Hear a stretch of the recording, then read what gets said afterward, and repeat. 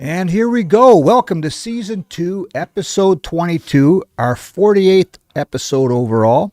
I'm your host, Ed Tate from BlueBombers.com. As always, we are here live in our fancy schmancy studio here at Princess Auto Stadium. We have a very special guest this week, and we got a very special show leading up to Saturday's Eastern Division semifinal. I am pleased to be joined by one of my buddies in the media, known this guy for a long time, and he's done well for himself. Let's put it that way. I love what he's done with his Winnipeg Sports Talk, and before that with TSN 1290. Really made a career out of this, and he's one of my good buddies, Andrew Hustler Paterson. Appreciate you for joining me, Huss. Thanks. Eddie, it's an absolute pleasure. I've been dying to come and see the studio. Get down to the stadium, see what's going on, get the buzz around the team before the big playoff game on Saturday. So I really appreciate the invite. It's my pleasure. I saw you earlier on. I caught a part of the show after our media and stuff. You had Pat Neufeld on and some others, but it's cool that you came down here to kind of get a sense of the vibe. You always ask me that, what's the vibe like? Yes. Now you get a sense of it, right? It's cool. And listen, this is a big week. I mean, this is not just week 13 of the regular season. There's ups and downs. There's the Banjo Bowl. There's Labor Day Classic. But everything's different come playoff time. 100%. Although, I mean, from a player standpoint, we were talking to Patty today on WST.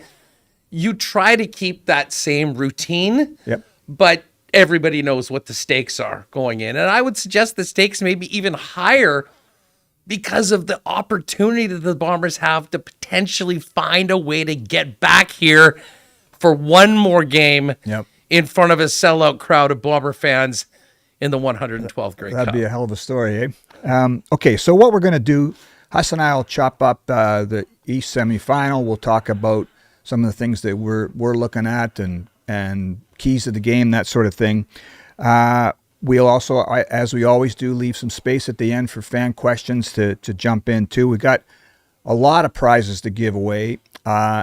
We've got Grey Cup tickets. We've got an autographed Zach Collaros. Pull it over here. Autographed Zach Collaros t-shirt. We've got a Zach Collaros jersey. What am I missing? Oh, Brad Paisley tickets too, right, Josh? That's it. So we got lots of stuff to give away. The tease that Sam put out on social media was that I'm like Oprah Winfrey today. We've got stuff to give away to you and you and you. So I'm sitting here listening to you guys run everything down before you start the show. I'm like, my God, this is... Hey, we do it up right here, Huss. Okay, so let's start. We always start with the Coors Light Chill Chat, okay? So I'm going to loop you in on this. Huss, we usually do this with players, but we'll get you to play along too. So this is the welcome to the Coors Light Chill Chat, a chance to kick back and get to know the Blue Bombers players a little better. In this case, Blue Bombers fan and media personality Andrew Hustler Paterson. And this is proudly brought to you by Coors Light, the official beer and chill choice of the Blue Bombers. There's regular cold, and then there's the mountains are blue cold. Mountain cold refreshment. Coors Light, the chill choice. Okay, Huss, here we go. We get some good answers to this one from the players, so I'll ask you this one too. What do you consider your happy place and why? I'll be honest, my happy place is in the stands of Princess Auto Stadium or down at Canada Life Center. Yeah. I mean, and I think most people that know, my show or me, I mean, I joke to everyone, like, I never work because I'd be having these same conversations over a bar top at the Coors Light or 1919 somewhere. And, sports has been, a huge part of my life growing up. I had the opportunity to sort of get into the industry on the business side of things. And now to have transitioned over to be able to talk about it, every day is fun. But to me, it is about the games. And, being a Winnipeg guy growing up, we've got an NHL hockey team and we've got the best atmosphere and the best venue for watching a game, I would say, regardless of sport, right here in Winnipeg. And this season, we've talked about this before on WST.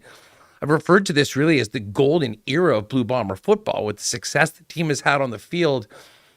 But as important, the success having in the stands. And, as someone that's been going to these games my entire life, to be honest, it's inconceivable that it could have gotten to where we are right now. Yep. But at the end of the day, I mean, the happy place for me is getting together with my fellas and, not spending the time in the press box as everyone's working, but getting into it with the rest of the people, many of our listeners and fans of the Bombers and Jets when we're at the games. Well, I was going to ask you about that a little bit further down on the script here, Huss, but I'll get to it right now. You talked about starting out in the business side of it. It is pretty cool because we're in the same kind of boat. I get paid to do this too, and it's fun as hell. Like if you're a fan and we still go to practice or go to games, the moment you get to sit in the stands, I'm up in the press box, but I always tell myself the moment I get bored of being in the press box, and it's time to get out. But why would you be? I mean, this is, if you're a fan, this is craziness. I joke with many of my friends in the media who are, I refer to as the big J's, the journalists, we're here, we're not cheering for anyone. We're here for the story and all that. And I mean, I won't say everyone, but I kind of call BS on a lot of it because, listen, the reason why you get into this is because you have a connection to the sport and to the teams.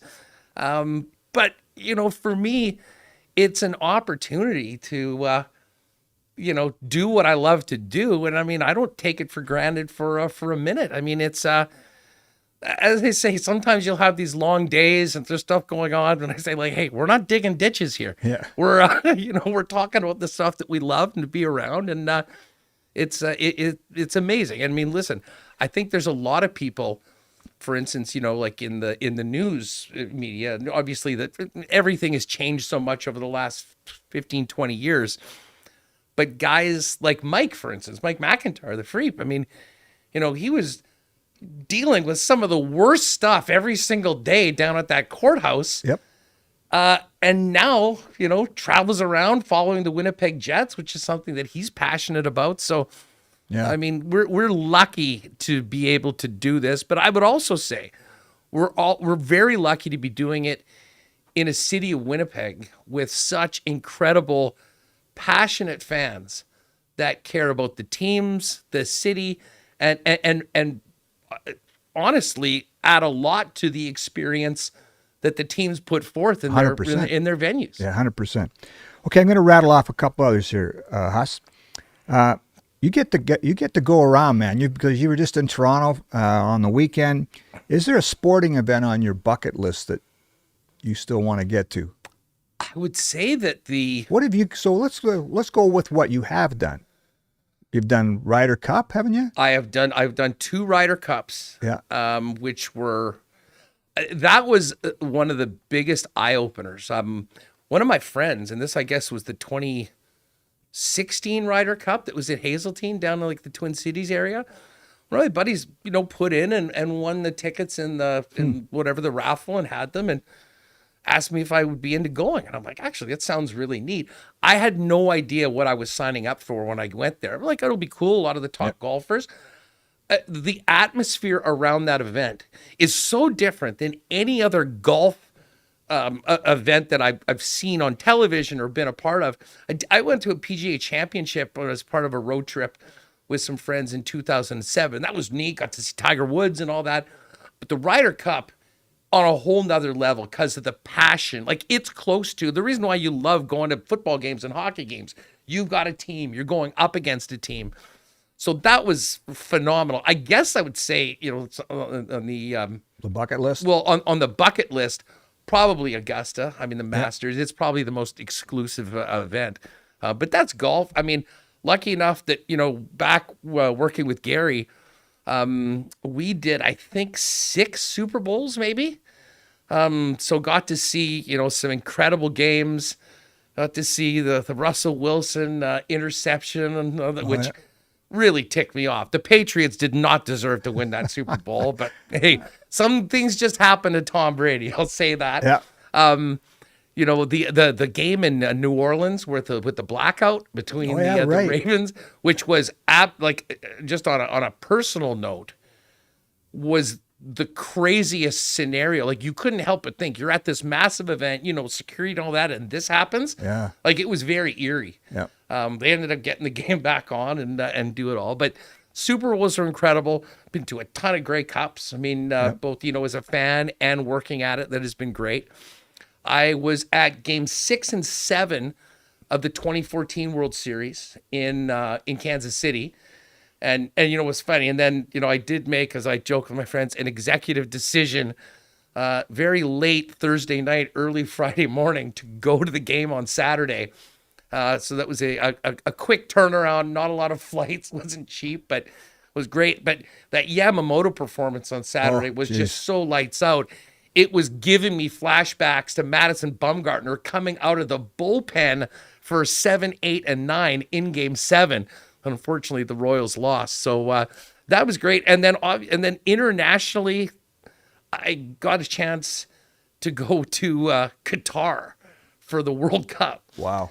And I was not really a soccer guy like growing up, and I still wouldn't say I follow the clubs very often, but I've really gotten into the Canadian national team, both the men's and the women's. Obviously, Desiree Scott, Winnipeg sports legend there. That was probably the wildest experience that I've had, because you're going halfway around the world to a completely different culture at a time of the World Cup where you have fans and people coming from all around the world. And I would imagine World Cup is probably different in most other places from Qatar, but for the first time, I hadn't even been to Europe. So my first real international travel was the Middle East. But I mean, those are some of the coolest things that I've had a chance to do. I mean, some through work, some through just being a fan. Yeah, I love it. I love your passion for it. Okay, let's rattle off a couple other ones here. Do you have your biggest pet peeve? Anything tick you off? Biggest pet peeve. I mean, I'm a good guy for the chill zone because I'm a pretty chill guy. I mean, my biggest pet peeve. I can't really think of one off like that. You're a good dude, man. That just bugs me at a real time. Listen, when my teams are playing like crap, I mean, that probably would be a pet peeve. I mean, people say it's sports and it shouldn't. I'll be the first one to admit my mood often is guided by how the team is doing at a certain time. So I'll just sort of own it. Maybe the pet peeve is me. I need to be more realistic with the world and focus on some more important things. But you know what? Listen, I think a lot of the people watching this right now, hanging out, they're probably right there with me. You would have been in a good mood last night then. Your Chiefs won. Oh, yeah, I was. I mean, Josh is a big Chiefs guy, too. Oh, yes. Well, hey, listen, the Chiefs, as Pat McAfee says, the Chiefs is still the Chiefs. They're looking good. Mahomes was great. That was a big win. They got a big one on Sunday against the Buffalo Bills, which will be really fun. But I'll be honest, moving on from Monday night, obviously we'll be locked in on this baseball game. Jets have a couple games, but the game that I really want, you tell me I can have one win this week, it's going to be the one that I want is Saturday afternoon in Montreal. I hear you. Okay, I love it. Okay, one more on the Coors Light Chill Chat, and then we'll get into the game on the weekend. As a radio broadcasting guy, who's your favorite play-by-play person, or who's your favorite analyst or on-air personality? My favorite play-by-play, there's a few. It's funny. I've been in hockey for so long. Like I started working in hockey and grew up hockey. Football is my favorite sport. Like as far as to be a fan, like the game experience, and certainly to watch it. My favorite play-by-play guy is Kevin Harlan. And Harlan has, he's one of these incredibly talented broadcasters that can do multiple different sports, but I really associate him with football. Yeah. And remember, there's a couple calls that stand out. A Chiefs game, I want to say this was 2019, at the end where they were playing, and at the meantime, the Patriots were losing at home to the Miami Dolphins, which was a shocking upset that actually ended up getting the Chiefs the bye. And Harlan, if you recall, was basically calling both games at the same time. It's a famous clip, and he has so much fun with it, but it's actually some of the things that he's done, like when an idiot would run onto the field and him doing like the improvising. Absolutely. A great sense of humor. So he's, as far as calling games, a huge Kevin Harlan guy.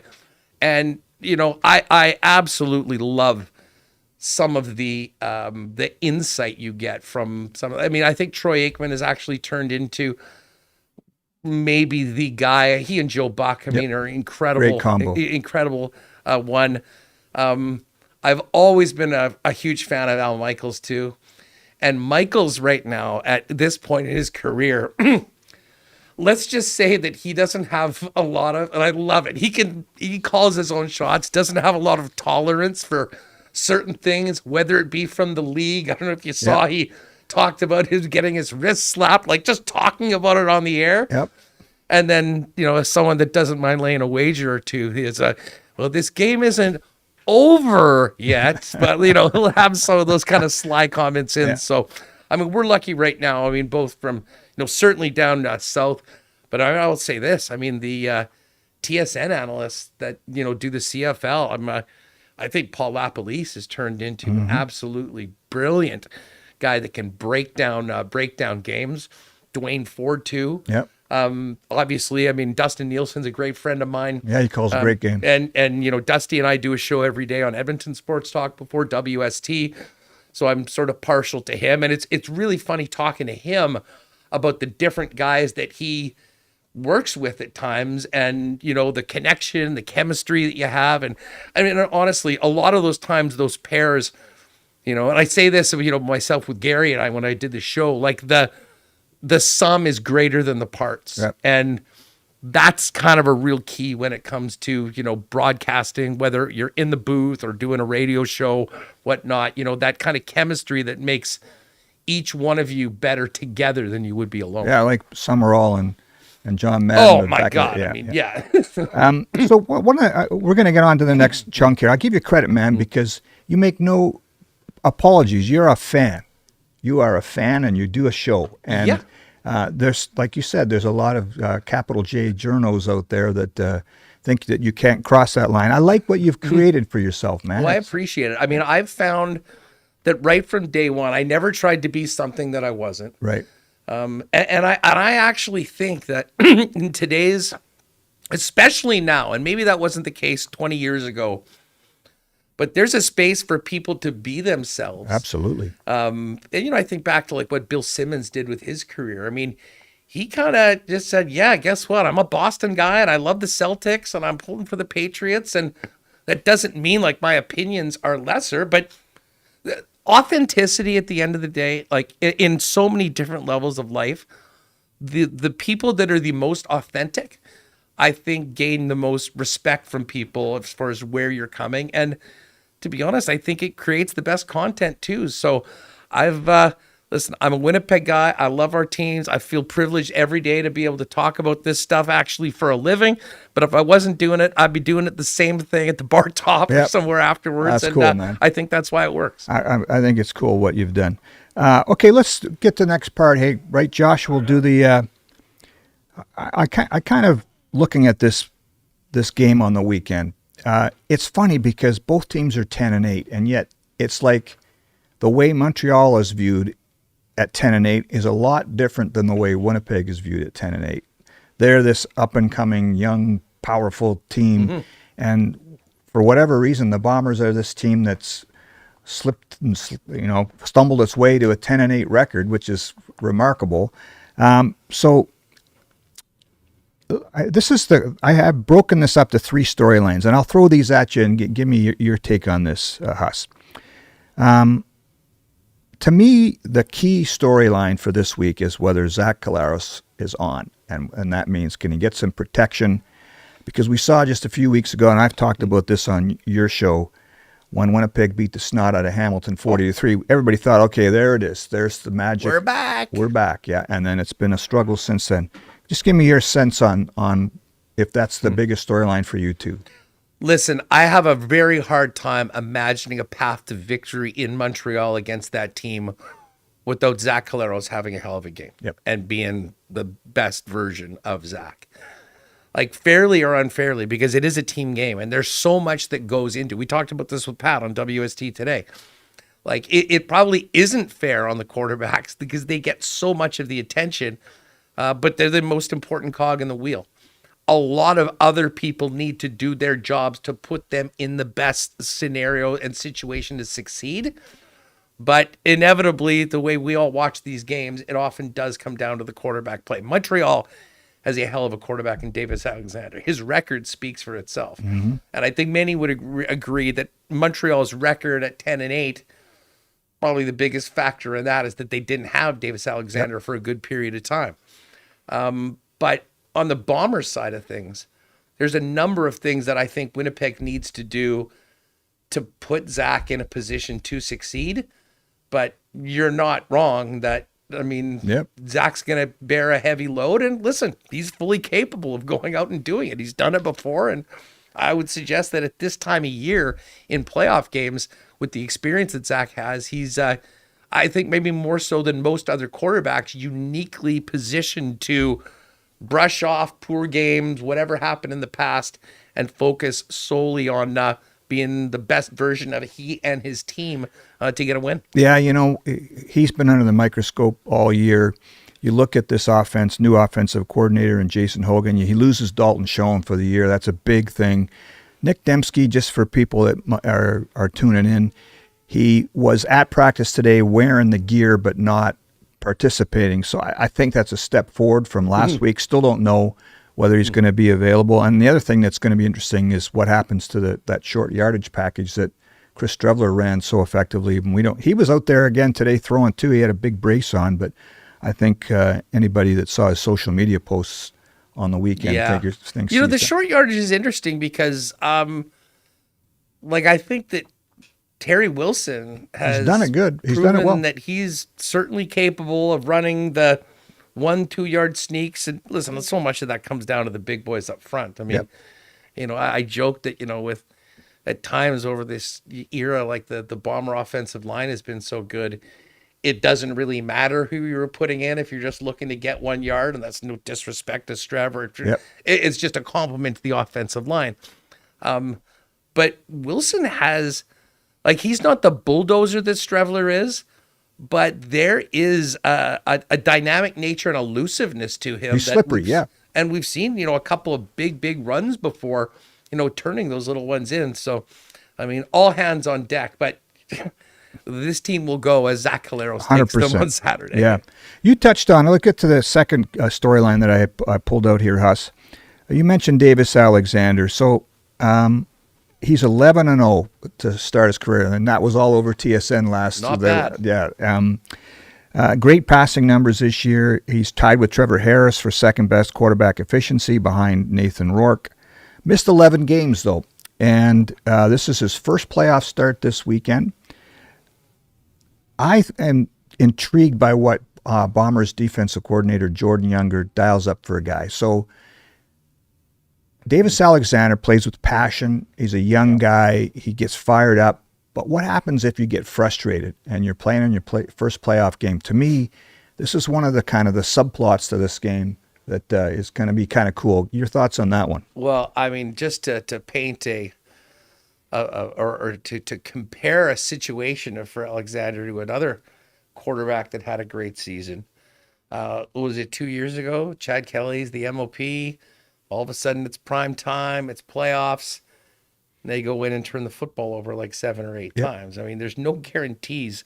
And to be honest, a guy like Caleros that has seen and done it all comes into a situation, I think, knowing everything that the playoffs are about. This is sort of new territory for Davis Alexander. Now, that doesn't mean that he's not going to be capable of going out. However, I will say, just the laws of probability, he's very much due to take a loss at it. Yes. So this would be nice, but they're a different team when he's in there, and we've seen that all throughout the regular season. And he is a unique quarterback in that, I mean, you look at him, I remember seeing him on the sidelines at one of the games, like after he had been injured with the hamstring earlier this year. And I thought I was looking at like a backup defensive lineman or a fullback or something like that. Like he's a thick dude. He's a big dude, and he can run. Absolutely. So, I mean, he's going to be a big-time challenge for the Blue Bomber defense. But I mean, that's why the teams are here right now. I mean, they're good. Yeah, you look at in the last few weeks, especially what Jordan Younger and that defense have done against other quarterbacks. And I know it was McLeod Bethel Thompson on the weekend, and it was Jake Mayer before that. But Cody Fajardo had less than 150 yards passing in that game that Winnipeg lost in Edmonton. Check out Trevor Harris's numbers. Exactly. Against the Bombers. Yeah, like, what did he do all season long? Listen, I'm just going to say right now, the offense was inconsistent at times. We know that there is a high level that they can play. They got to get there. But if you look at the body of work for the Bombers, if I'm wanting to sell an optimistic narrative for this game on the weekend and a playoff run, I look at the Bomber defense and the way it has grown throughout the year. It was in a pretty tough spot, like 3-4 games into the season. I mean, you're bringing in new guys at the corners, like the team was getting torched. That changed. And, listen, it does speak to some of the ups and downs of the offense. But, I mean, I think of the back-to-backs against Saskatchewan, that game against Hamilton right afterwards. And the Bombers played defensively well enough and kept their team in a game where they could have actually won. So that has to be the backbone. I mean, you don't want to go in there and have to score 48 points. No, to you win can't get into football a track meet game. That's not Blue Bomber football. But guess what? Playoffs, ball control, running it, and playing good defense, that wins. Might not be as sexy in week 8. You might not get on a bunch of the highlight reels, but look at teams that succeed in the playoffs, and I'll show you defenses that are playing at that top level. To that point, I was looking at the weather forecast for Montreal on Saturday. I think it's 6 and rainy, so I kind of like that sound. Music to my ears. Okay, so the other thing, and this came up a lot today in the media with the players, and the coordinator spoke to us today too, is the crossover team story. This has never happened before to Winnipeg. Fourth-place team comes over to play in the East because they have a better record than the third-place team in the East. So that rule was first implemented in 1996. I was in high school. I can still remember this game, 1981 Grey Cup. Edmonton was 14-1-1, and they were playing the East Division champion Ottawa Rough Riders, who were 5-11. Like, that's a joke, right? Yeah. I mean, that's a joke. And Ottawa almost beat them. So that's why the games. Yeah, that's why they also implemented the crossover rule to have some of these dogs representing. So here's since 96, 97 BC Lions. No crossover team has made it to the Grey Cup. 97 BC Lions lost to the Alouettes in the East Semi. 2002 Sask lost to Toronto in the East Semi. 2003 BC lost to Toronto in the East Semi. Sask 2005 lost to Montreal in the East Semi. Edmonton 2008, they beat the Bombers in the East semifinal and then fell to Montreal in the Eastern final. They were the first team to win a crossover game at all. 2009, BC won the Eastern semifinal over Hamilton, then lost the East final to Montreal. 2012, Edmonton lost to Toronto. 14, BC lost to Montreal. Edmonton 2016 beat Hamilton, lost to Ottawa. I'm almost done here. 2017, Sask beat Ottawa in the East Semi, then lost to Toronto. 2018, BC lost to Hamilton in the East Semi. And the last time it happened, 2019, Edmonton beat Montreal in the East semifinal and lost to Hamilton in the East final. So it's never been done before that a team's gone sort of the back door. And so the conversation today became, why has it never happened before? And you've got to win 2 on the road and all that kind of stuff. But there's guy, like we talked to Brady Oliveira today. He says, yeah, you know what, this is kind of intriguing. Bring it on. Let's be the first, right? Let's be the first team to do it that way. You've followed this league as religiously as anybody, Huss. What are your thoughts on this crossover and why it's no one's found the magic in the bottle yet? Well, I mean, I think you need to give respect to the teams that are finishing first and second in that other division. I mean, True. I think the basis of this is a fourth place team That's right. that is better than a third place team and giving them that opportunity to be a part, which certainly makes sense. Now, more often than not, I mean, obviously there's travel, you're playing on the road. I mean, like the same sort of challenges that begat road teams, playing within your division. You're playing against teams that had better seasons and you're going on to the road. Fair point. Yeah. I mean, in a nutshell, it's that. By the way, when you went through that list, was there ever an East team going to the West? No. And it's possible. It can happen. The crossover can happen the other way. Yeah, too. for sure. We actually talked about that briefly last season at one point. Right. Because if you recall that the East was kind of, Yes. a lot more competitive throughout, and you had a couple teams towards the bottom, and whether that worked. But I Yes. mean, I would say overall that it's a unique challenge. There's a lot more travel, especially the further west you get with those teams going forward. But I mean, they travel all year. Like, I'm not sure that should be a reason why teams don't win or lose.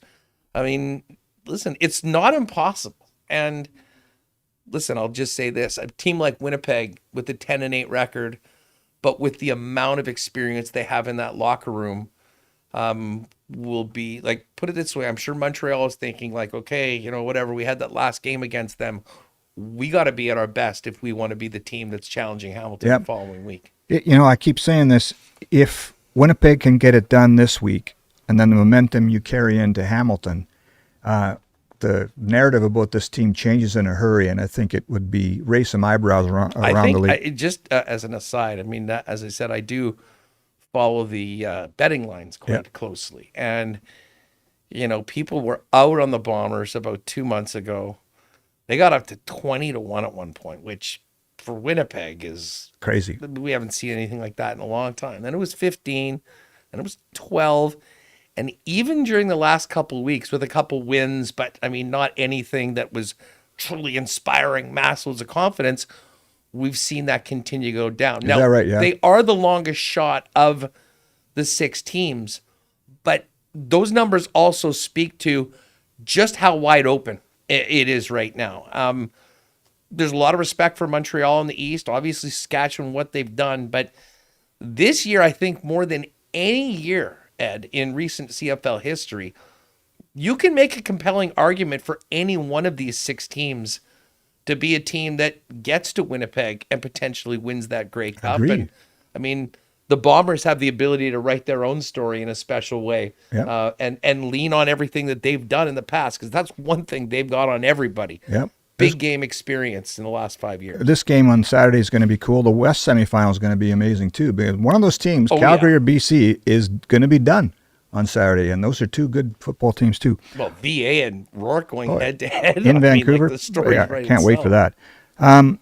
Okay, we ready to do the Mary Brown's Crunch Time, Josh? Let's get the crunch time. Okay, here we go. This is a relatively new segment. The first time we did it, we had food. Apologies that we don't have the Mary Browns right now.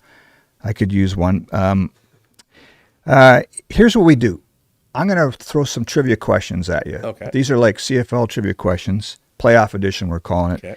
And it's kind of like the Family Feud, the final bit where you fire them up quick. Okay. Yep. Right.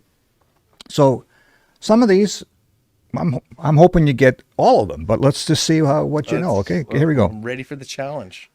This legendary Blue Bombers coach holds the CFL playoff record for most interceptions in a playoff game with 5. He's a coach right now? He's a legendary Blue Bombers coach. Most interceptions. It was set quite a while ago, so we'll put it that way. That's the hint. Was it Les Brown? Head coach. Oh, legendary Blue Bomber head coach. Holds the CFL. He had 5 interceptions in a playoff game. If I give you the era, you'll get it. 50s. Oh, the 50s. So Bud Grant? Yeah. Isn't that kind of cool? Wow. Yeah. Bud Grant has the CFL record. He had 5 interceptions in a playoff game in 1953.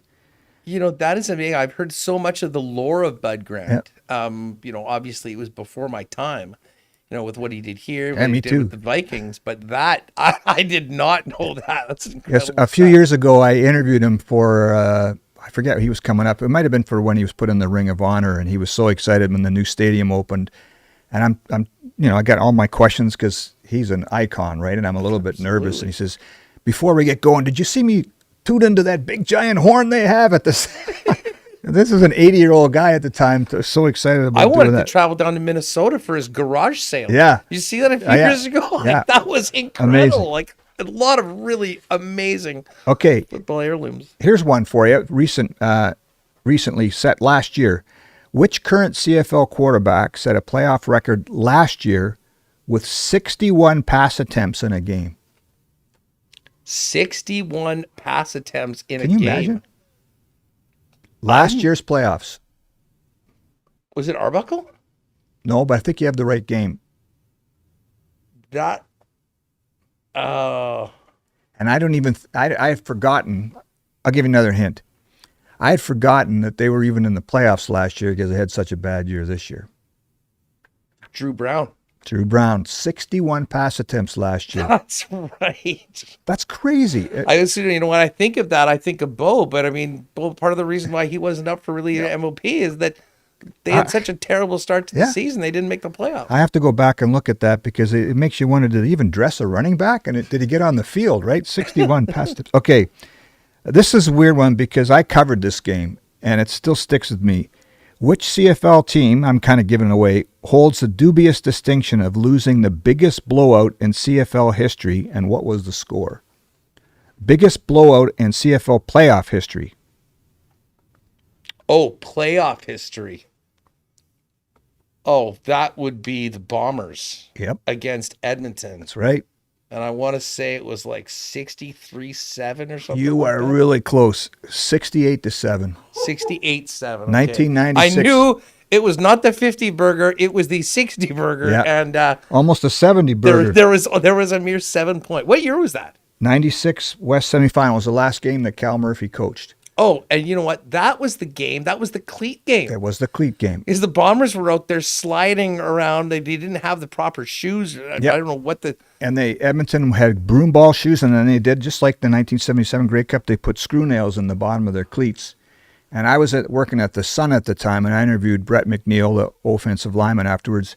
He had these giant scrape marks all over his arm because the old linemen go bare arm, and he was at the bottom of a pile, and one of these guys stepped on his arm with the screw nails sticking out, and it was like these tiger claws across. I remember the Bombers being very choked afterwards. 68-7? Well, that, but also like the fact that this wasn't even close to an even playing field. Right. Like, you know, I mean, and I think there was, they were also like spraying some sort of, to use a wrestling term, a foreign substance or foreign object on those shoes. That, I mean, it was, I mean, the Bombers were, you know, they didn't have any footing. No traction. I mean, that's why that was such a 68-7. Okay, here we go. Another one. 2021 West semifinal or West final here. You were at that game as a fan, right? The one. Absolutely. Yeah, it was Against in the December. Riders? Yeah. Okay. This is kind of a trick question. The Bombers won that game 21-17. Which Blue Bomber quarterback scored the game-winning touchdown? Oh, yeah. Sean. You're right. Sean McGuire. McGuire. You got it, man. I got to give you. That's a good one. And you know what the funny thing is, that the reason why I knew that, we'd play a lot of fantasy, and you know we'd do the weekly DFS, and my partner Michael Remus would always just be tilted by the fact that he'd have Brady Oliveira in his lineup, and then McGuire's getting these wins for the run. I'm not sure if he didn't lead the league in rushing touchdowns that year. Yeah, I think so. Yeah, I mean that was just the way that they operated, and you know it shows what a good teammate Brady is, because there's a lot of players that would not be cool with that. But you know the good soldier, hey, MLP. I mean, it was still happening this year with Chris Streveler getting all that. Absolutely. Yeah. Okay. Later that year, 2021 Grey Cup. Remember, the game goes into overtime, Winnipeg versus Hamilton. Which three Blue Bomber defenders were involved in the game-ending play? Oh, that's a good question. Oh, that is a good question, Ed. Remember, Mazzoli drops back to pass. Yep. And then there was three guys. Tipped, scooped, caught, interception, game over. Willie Jefferson. No. What? Jackson Jeffcoat? No. DB corner linebacker. I got one, maybe two off the top of my head. Okay, go. I know one was Kyrie Wilson, He ended it with the interception. and I want to say Winston Rose. He was the one that scooped it, but somebody, Of course. And I don't know the first one. I know those two. Dietrich Nichols, There you go. Dietrich Nichols did the pick. he tipped it. It was falling to the ground. Winston Rose For jumped, whatever scooped reason, it. I'm thinking that it was like, I guess I'm D so used to lineman. when we're talking about tip passes. I mean, Willie Willie. J jumping up Yeah. and doing that thing. One of the greatest ever at That that. was, and you know what? You bring that up. I will never forget, what had to happen for the Bombers to get there. You remember that single point on the kickoff that They let bounce in. that they let bounce in, and that was just, and again, the beauty of Canadian football, these little quirks. Yeah. That was just the opening that the Bombers needed to be able to come back. 8-point game, and Yeah, that was a you know, cool. they won it. Okay, just a couple more here. This one is interesting to me. I covered this era too, the U.S. expansion era, just a nightmare when the CFL went down south, 1993 to 95. But this surprised me today. How many CFL playoff games? Remember, this is the playoff edition of our. How many CFL playoff games have been played on U.S. soil? Well, that year, was there a division? I'm going to put it this way. I'm going to say 4. You nailed it. Nice job. So here's the games. 1994 East semifinal at Baltimore. Baltimore beat Toronto. 1995, this is weird. South semifinal. Can you imagine this? San Antonio Texans beat the Birmingham Barracudas. I just have a suspicion that Dunnigan was with nobody. the Barracudas, I believe. Yeah, that wasn't a big draw down there. Then the South final that year, Baltimore Stallions beat the San Antonio Texans, and they won the Grey Cup that year. Okay, and then here's the last one in the Mary Brown's crunch time, and then we're going to chop up the playoff game again a little bit more. I was on your show, I think, not long after Machine Gun Kelly, or MGK, no. was announced as the halftime act. Can you name any of his songs? Oh, yeah. Oh, yeah? Oh, yeah, easy. I mean, his... Because you could say, Hey Jude now, think it's right, because I don't know any of them. Put it this way.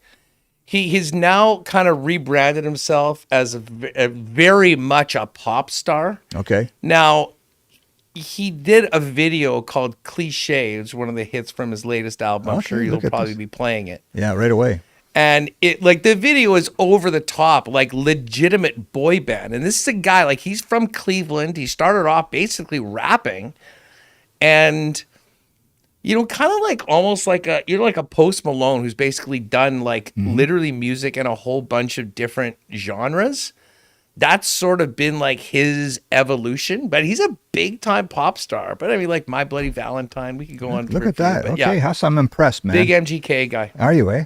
Okay. Hey, I think listen, that is the sort of thing, no matter who you announce, a bunch of people will be mad online and bitching on social media. It does not matter who. Yeah. For the CFL, they're looking to try to get a name that will get some more people that wouldn't normally be watching the Canadian Football League at this time to tune in.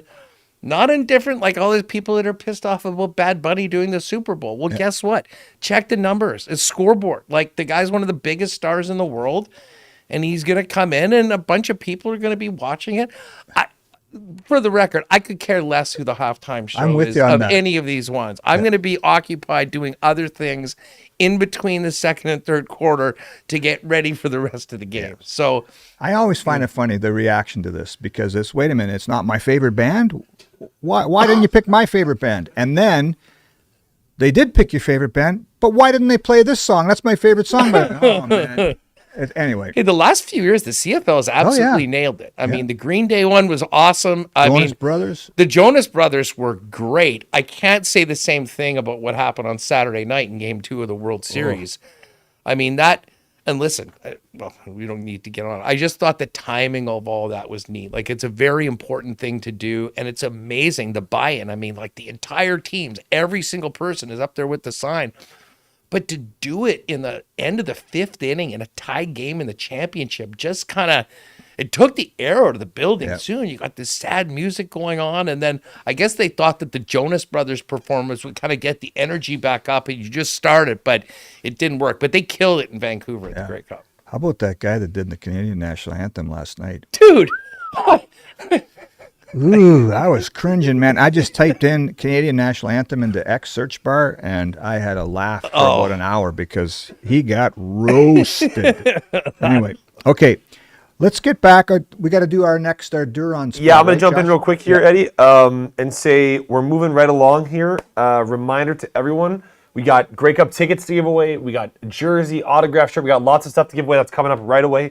But before we move on, we're going to do the Duron Equipment ad. So as always, thank you to Duron Equipment for sponsoring the jersey giveaway segment. So we're going to run that spot featuring Tony Jones real quick, and we'll be right back. We got lots of people hanging out. We had 500 people on Twitter hanging out, or X, excuse me. Nice. And we got over 100 hanging out on YouTube. So it's fantastic. Thanks, everyone, for hanging out. We'll be right back. Before the noise, before the lights, the work's already begun. You don't show up halfway. You gear up. You check your work. You take pride in every moment, every step, every snap. Here, trust isn't talked about. It's earned, day after day. We are built the same way. With trust, loyalty, and hard work. Duron Equipment, we are more than construction. We are part of the team.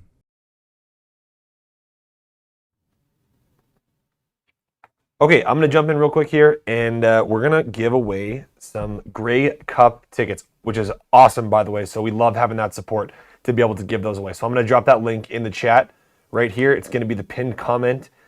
Go there, sign up with your email address for your chance to win not one, but 2 Grey Cup tickets Unreal. for the game. It's awesome. Really, like, the best giveaway we've ever done on the show, far and away. At that same link, you're also going to be entered to win with your email. That autographed shirt that Ed showed off the top of the show, you can no longer get that in the store. It's autographed by Zach Here, Calaris. I'll throw it over to you. No, I put you up. Okay. Here, I'll throw it back. Here, take that shirt back. Just like Zach. We're throwing someone's shirt around. Completions all day long. So yeah, that link is in the chat. Go in there, enter with your email address. You will be reached out to from someone from the team. Probably Sam Calvert, our digital social media manager. He'll reach out to you with those tickets. So that's super, super, super exciting. Get in there with your email. Enter for a chance to win 2 Grey Cup tickets to the big show in Winnipeg here in a couple of weeks that hopefully the Blue Bombers will be in. No, that'd be a hell of a story. That being said, that'll be in the chat for the rest of the show.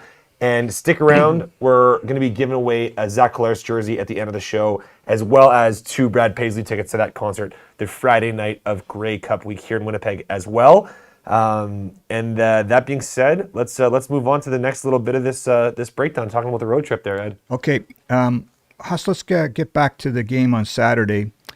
I jotted down some other notes here that I thought we could kind of kick around a little bit. In your mind, what's the path to victory for Winnipeg? What has to happen for them to get it done in Montreal? Well, a couple things. We touched on Zach. Listen, the offense is going to need to be operating at a better level than they've been a little bit before. But to me, and this is not unique to Winnipeg, but I think to playoff football, it is about the line of scrimmage. And we just talked with Pat Neufeld. I mean, they're going up against a Montreal defense and a Montreal front that is significant and powerful. And the combination of being able to establish the run with Brady Oliveira, hopefully early and often, and consistently, to me, is it because if you look at Winnipeg Blue Bomber, the best of the Bombers, they do a few things really well. One of them is run the football, but with that comes the ball control and moving the chains. Like getting into a back and forth shootout with Montreal, I don't think is in the best interest of Winnipeg. Right. I mean, what they need to do is keep the football out of Davis Alexander's hands, win the time of possession, move it, and listen, once you get Brady going and get defenses on their heels, that opens up the passing game to a much greater degree. 100%. So, I mean, I would love to see Brady touching the ball, whether it's rushing or whether it's on screen passes, upwards of 20, maybe 25 times. And I think we've seen historically when that happens, the Winnipeg Blue Bombers win. And then the other thing, I mean, speaking of the line of scrimmage, I mean, the guys up front, led by Willie J, they need to be able to, even if they're not necessarily sacking Davis Alexander, but getting into the backfield, getting into positions where if they're not getting their hands on him, they could potentially get their hands on the ball. And good things happen when they do that. I think like that the amount of pressure you can get on Davis Alexander, not to mention containing him, like being good on the contain, because sometimes you can get a little too excited to go at the quarterback, and a player like that, boom, they're going the other way for 20 yards.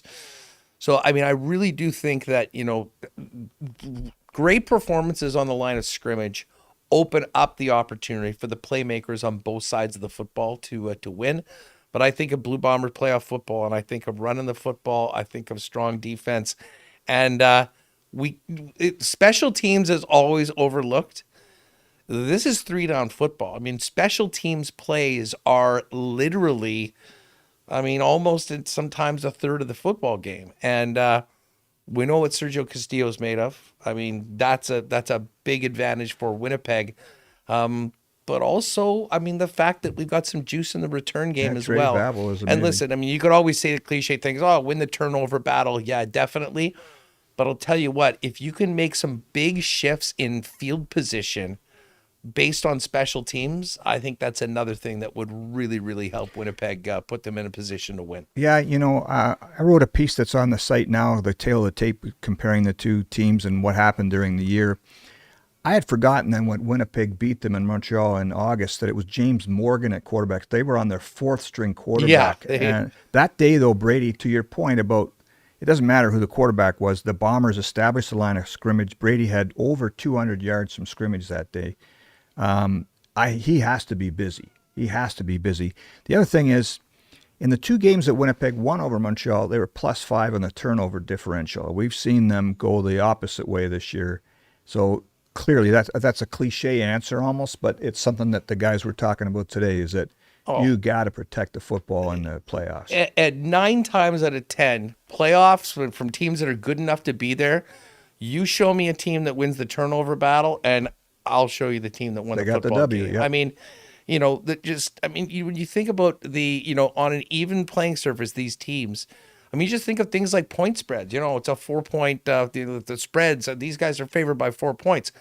I mean, one turnover that goes the other way for 6 points, literally, I mean, that we're talking about margins that are that thin. So, I mean, that level of execution and being a little opportunistic defensively goes a long way, especially at this time of year. We've mentioned Brady and Zach. Those are two of the stars on this team. Give me a kind of an X factor, or a guy that's maybe doesn't get much publicity that you think could be a star. There's always guys like this that become the heroes in the playoffs. There's a guy that blocks a punt, or a returner, or a defensive lineman, or somebody that you think. The first guy, this guy kind of has turned into somewhat of a star, is Trey Babel. Yeah. I mean, this team post Janarian Grant was really missing. And, like earlier, we thought it was going to be Peyton Logan and all this. And then Babel, his story is incredible because he came in as, one of these guys further down the depth chart, was pushed into a role that, I mean, I certainly didn't hear a lot of people talking about this guy was going to be in the mix. And I mean, I don't even want to think about where this team would be right now, because it might not be playing this weekend if it wasn't for Trey Babel. I mean, you can look at 2 games that literally swung on massive returns, by him. So, I mean, the ability to get that juice into the return game from him, and not to mention he's playing a significant role on defense as well. That's a good one. I mean, he would be at the top of that list, but a guy that I absolutely love, I think, is built for the playoffs and just can come in. We talk about how important turnovers are. Rhett Cramdy. And I mean, this guy, he seems to be everywhere, But at the same time, like he's opportunistic. He can make big hits that can release the football. I just have a feeling that there's going to be a big play or two, and we're going to see number 6 Yep. right in the middle of things. And from an offensive perspective, a guy that had a couple big games, but much like the offense is sort of being hot and cold, it's Garrick Wheatfall. And I'll tell you what, with Zach coming back, I mean, I think they'll have a very clear game plan. They'll be trying to be, when they have been at their best, they've had a nice, a deep threat. And he has made some big time plays so far, and no better time to be impactful. You can make up for a lot of disappointing days in a regular season with a big playoff game. And I think Wheatfall's a guy right at my top of my list. I like how you're thinking, because if you're pounding the football and then all of a sudden you can go over the top on somebody, right? So, and Wheatfall's got that written all over. Yeah, I mean, I'm not thinking it's going to be 13 targets and 11 catches. Right. I'm thinking that home run ball. Exactly. Like when we look at hopefully he catches a few balls, but the big thing, that average, the average for a guy like that, could be 25, 30 yards. You catch 4 big ones and one of them goes to the house and you get 1 for 50. I mean, and those are the chunk plays that, flip the field. And often, are the plays that are key when it comes to putting up 6s as opposed to 3s. This team always talks about going 1-0 this week, and I guess we all get caught up in that cliche, but geez, just imagine how much momentum this bunch would have if they come out of Montreal with a W.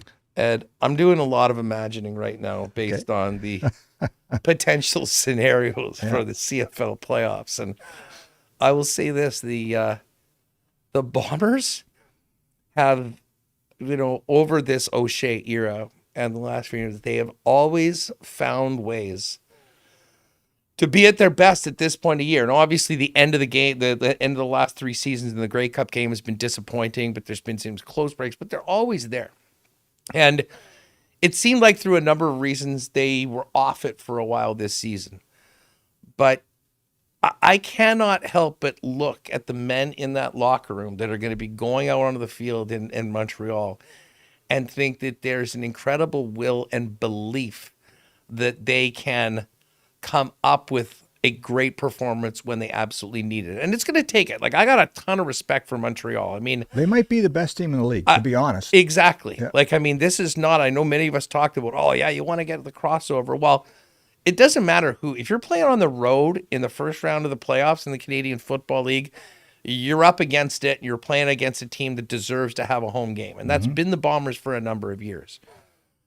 But, I mean, the fact that it is the crossover, listen, I got a lot of respect for Hamilton and Bo Levi Mitchell, but the Bombers have done very well against that team and certainly have, they can go back to the tape of probably their best offensive performance and be there.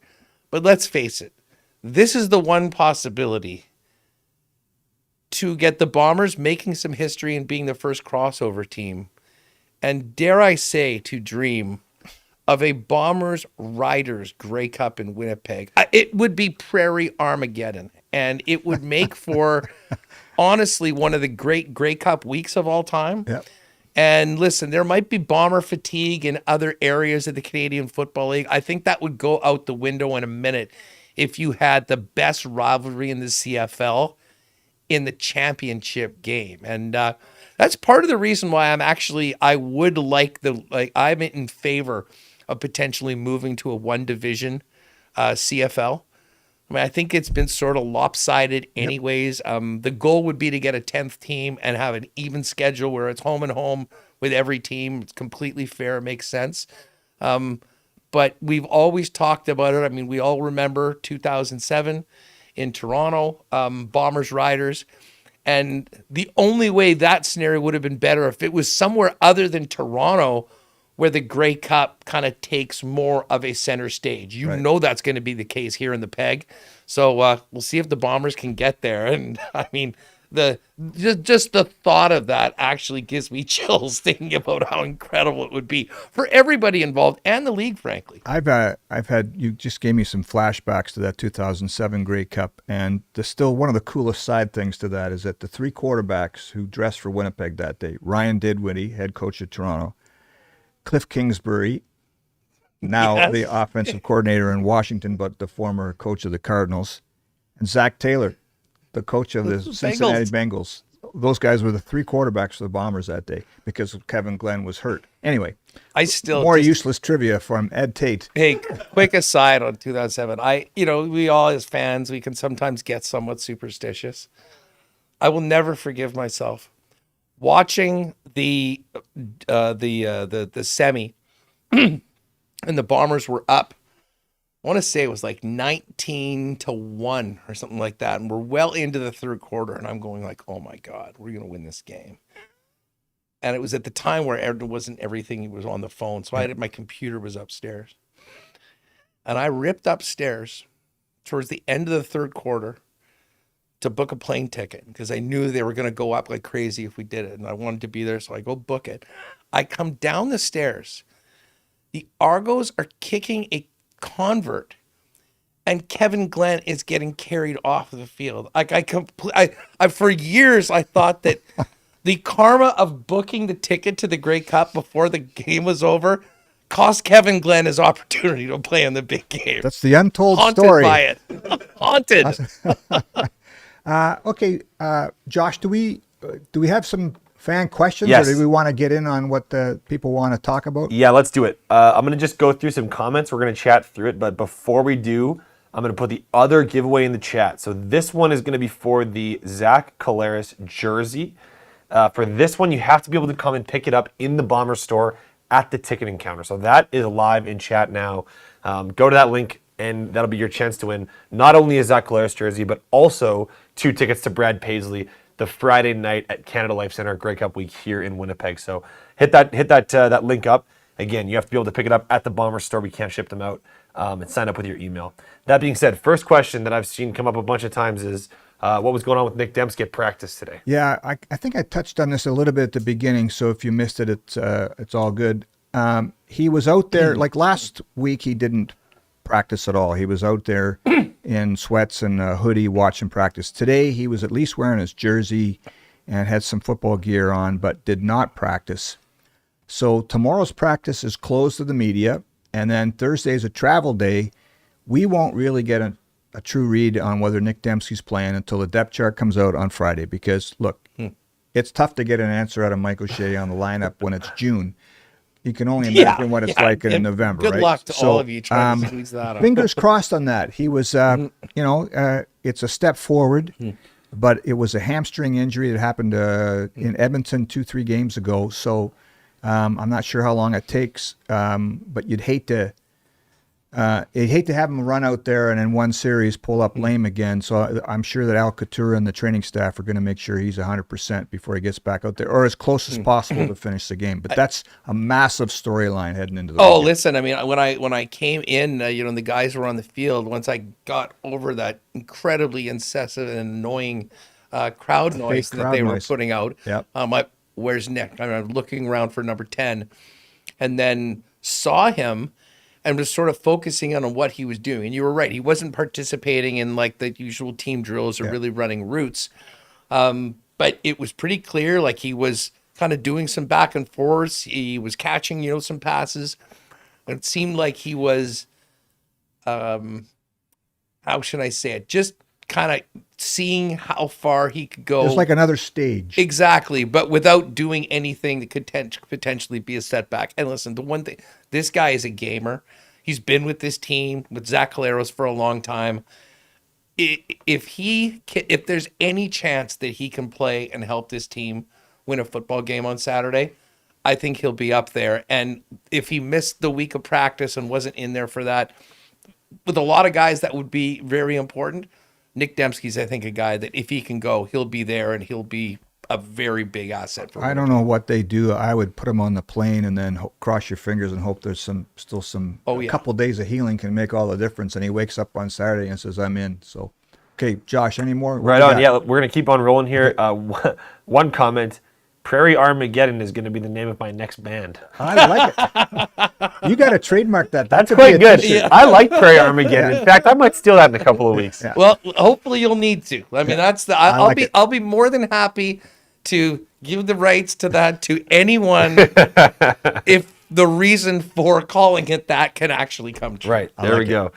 Question, what would be the reason for the signing of A.K. Gazama today to the practice roster? I asked about that. It's just, at this time of year, you got to protect yourself, and it's just another body, another Canadian receiver that gives them some more depth. And I'm not sure he's going to get into a game. I doubt that he would get into a game, but it just covers him, especially with Nick down. You want to have some more bodies around him practicing, and that's the only reason for it. They had him in training camp. He's a Bomber draft pick, so they do like the kid, and just a depth move. This question says, Huss, give us an ideal receiver lineup for Saturday. I guess I'm not sure if that's irrelevant of injuries or not, but give us your ideal lineup for Well, it receivers. certainly includes Nick Dembski. I'll tell you that much. I mean, listen. I like we talked about Wheatfall and the ability for him to stretch the field and make those big plays. I think Claircius at times has actually really shown. An interesting thing about that today, and I have a note to put it in my story, is that Joey Corcoran had bumped Claircius out of the starting lineup, at least at practice today. So I'm not sure what to make of that. Claircius is that big hands, big physical kind of target, but they really like Corcoran. So I'm not sure whether to read too much into that or not. But sorry, I didn't mean to interrupt. Listen. I mean, if Corcoran's playing at a level above that, like as I say, I mean, I think Claircius has been kind of hit and miss at times. That's right. But there has been some big catches, and he's a big body that he help it. And listen, we've talked a lot on the show about Jarrett Stearns, and Stearns. I think the more that he played, kind of became more of a trusted next level guy for Zach Caleros. And as I say, like I can't stress how important it is, and we kind of focus on the run game, but the ability to keep the football with the offense and move the chains. And I think Stearns in an underneath role can be a really reliable, dangerous guy that can, bottom line, be that security blanket to get the 6 yards that we need to move the chains and move the football. I like what you're thinking there too, because the short yardage passing game can be so important. Like I watch Hamilton play, and Bo Levi Mitchell, he doesn't even get hit some games because the ball comes out of his hands so quick, and it doesn't have to be those 30 and 40-yard passes downfield. It's like you said, stay on the field, get 6 yards here, 5 yards there, run it for 7, and that's big for Zach too. I mean, he's taken some hits this year. He's missed some time. I mean, it's unrealistic to think the Bombers' offense can operate at the level they need to if Zach Caleros is doing it from his rear end half the time. Right. And listen, that's a lot of pressure on, and it's kind of why we talk about the running game. So if you can establish that, they have to respect that so much. It's not just, the ear flaps on and just trying to, whip around and smoke the quarterback. So, I mean, there's a lot of variables and there's a lot of people's jobs that roll into that. But I mean, protecting quarterback and, and listen, on Jason Hogan's side of things, I mean, there's a lot of game planning that goes into it. Doing high percentage passing plays that, to your point, like a la Trevor Harris, I mean, where the ball gets out quickly, that doesn't put that wear and tear on your quarterback. Well, and Montreal's defense coordinator, Noel Thorpe, he sure likes to bring pressure too, so you better be prepared to go over top. It reminds me of Spags with the Chiefs. I mean, they've got a blitz for everything, and the Bombers are going to need to be ready for it. And Zach's tough. I mean, he'll always take the hit to make the play, but you just hope that doesn't have to happen too often. And a guy like Stearns, I think, underneath, and obviously Dembski, if he's able to play, I mean, huge factors in that. And this is one we've touched on a little bit a few weeks ago on the show, but I'll just get you to touch on it quick because we got a lot of people watching, and a few people want to know what's going on with Taylor Elgersma. Do we have any update on what's going on with his situation? Yeah, it's a good question. The last I heard is his agent they're waiting on the NFL. And I know a lot of people roll their eyes when they hear that because it's a kid from Wilfrid Laurier that had a good couple Senior Bowls and All-Star Showcase games and then showed well with the Packers. Then he went after the Packers released him, even though he had a really good training camp, he went to the Giants for a little bit, but now he's out there waiting. And I think he's hopeful that he can get his foot in the door with a team that maybe loses a quarterback even as a practice roster guy, and that can carry into the winter. I know the Bombers have reached out to him. Obviously, they're interested in this guy. He's got an amazing skill set, but for right now, we just have to pump the brakes and wait for that part of this chapter to play itself out.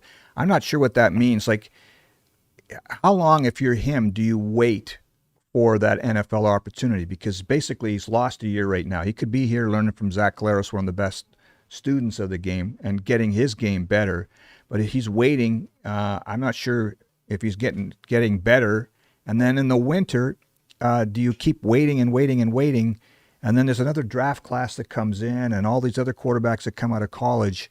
At some point, I think you've got to, take that other fork in the road and come up to Canada. That's what I would hope. Yeah. Oh, listen, I mean, to me, I think this is an off-season thing. I mean, I get why people are interested. Hey, what's happening with it? And I'm with you. I mean, I thought I was very excited when the Bombers picked him. And I really hope that they could get him in the building and be around Zach and, learn from a champion. I mean, a guy that, has played at that level for this long. Listen, it didn't happen. And I understand why, I mean, he did have, a nice camp with the Packers. And there was, obviously some interest enough that he thought that, there might be an opportunity coming out. And at this point, I mean, whether you come in for 1 or 2 weeks, I mean, I think that the real benefits were in the rearview mirror. But come the end of the season, into the holidays, as the NFL season, kind of winds down, there's going to be some important decisions for him to make. 100%. And, Nathan Rourke was in a similar situation before and ended up coming back kind of earlier. Listen, I think he will have exhausted, and I don't blame somebody for trying to do it. You're exhausting your opportunities, but to do that for a second season would be insane, in my opinion. You've got such a short window to play the game, so don't give up too much time. Okay. Yeah, we've taken up a ton of your time, Huss, so we're going to take 2 more questions here, and then we'll wrap up. We've been on for just over an hour and change here. Beautiful. It's been an awesome show. We have over 600 people hanging out watching, so the numbers have been awesome. Question for Huss: what is the best Bomber moment you've seen live and in person, in your opinion? What's been your favorite Bomber moment? Oh, wow. Well, you know what? I have to tell you, I certainly know what the worst one is. I don't know. I know, Labor Day game, right? Yeah, 52-0. That was after they had just fired Paul Lapalisse, too. It was Burke's first Brian game. Burke, yeah. Not Brian Burke. Tim Burke, yeah. Tim Burke. I really motivated the crew to get everyone in that. We sat in the top of the stadium at the end of the game with most people had left, like 4 minutes, 3 minutes left. We were chanting, "All we want's a rouge. All we want's a rouge." And the Rider fans felt sorry for us. That was the worst. It wasn't like giving it to us like, "Hey, man, sorry, guys." So anyway, sorry, just on the other side. You know what? I got to tell you, I mean, obviously there has been, 2019 winning the Grey Cup. I mean, that was, breaking the 29-year drought. I mean, being there in person, being like out late on the town later on with the Grey Cup and the guys. I mean, that was absolutely magical. And to think that it really did sort of start this run that has continued now, filling the place every time. I mean, the 2019 Grey Cup obviously stands out. I will say, though, from a non-Grey Cup, the 21 Western Final was epic. It was. And that entire day, if people remember, was epic. The Jets played the Leafs that night. It was one of those double-header days where I'm not sure whether it just happened that way or they worked it out so that there were the 2 games. But it was so damn cold at the Bomber game. But, people that were at that game will remember. And shout out to the DJ who was ever doing it. They basically were just playing like upbeat dance music because people needed to kind of just keep on moving around to stay warm. And, the Bombers win, going back to the Grey Cup. Everyone's fired up. We got on the trans or whatever and ripped down to the hockey game afterwards, still in all our Bomber gear. And Ed, I was so cold from the game, just with that chill. I never took my scarf or I was basically bundled up as if I was outside the entire time. But that was special, doing it against the Riders. And Who won the hockey game that night? I can't remember. I think the Jets won. I think they did win. There's been a couple good ones. With the double headers. I mean, last year's one with the Dallas game, and then at 1:00, I think they moved that up, and then came back here for the West Final, booking another trip. But I will say this: I mean, we've been spoiled as Bomber fans for the last number of years. Like, trust me, for people that are younger, back up 10 years, 20 years. I mean, it was a long drought where we could only dream of even close to the success that the team and the organization had had. And it really did seem like we were turning the corner in 2018, and then 2019, the injury to Matt Nichols, you thought like, oh, it's another sort of a lost season. And then I've told this story before, but I mean, we were on the air on TSN, and it was the CFL trade deadline, and the deadline was at 3 p.m.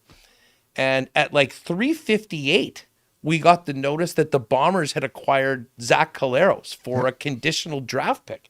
And at the time, I remember saying, oh, well, this is, I guess, a little bit of insurance. I wonder will he even play? And, and we found out the caveat was that, well, if they win the Grey Cup, they have to give him a first-round pick. And we kind of joked at the time, well, sure would be nice to give away that pick. And then went out to Regina for the Heritage Classic with the Jets and the Flames in Regina. And that was the Friday before the hockey game was the Winnipeg-Calgary game. Right. And that play that Zach made running around, hitting Darvin Adams in the back. We were in a mixed bar, like a Flames and Jets fans watching this. And I will never forget that play going, wait a second. Zach Collaros maybe has a little bit of gas left in the tank. And listen, the rest was history. A month later, we're partying in Calgary with the Grey Cup. And they've been to 5 straight. And maybe with a little bit of luck, it could be 6. It's going to be fun. All right. Before we do the last question of the day, I'm going to do the plugs and say thank you to everyone for watching. The giveaway link is still live in chat for the next few minutes as we wrap up the show. Thanks everyone for hanging out. We do the Huddle every Tuesday at 3 o'clock on the Bombers YouTube page. We got Handled Internally, our podcast, co-hosted by Zach Collaros. Haven't done an episode in a while, but we're going to have more coming up soon. And then now we have a new show. It's called Game Day -1. It's our in-house pregame show. We do it the day before every single game, home or away, and we're planning to do it outside of Montreal, in the streets of Montreal, this Friday. So look forward to that. Bombers Socials, Bombers YouTube page. Thanks everyone for hanging out.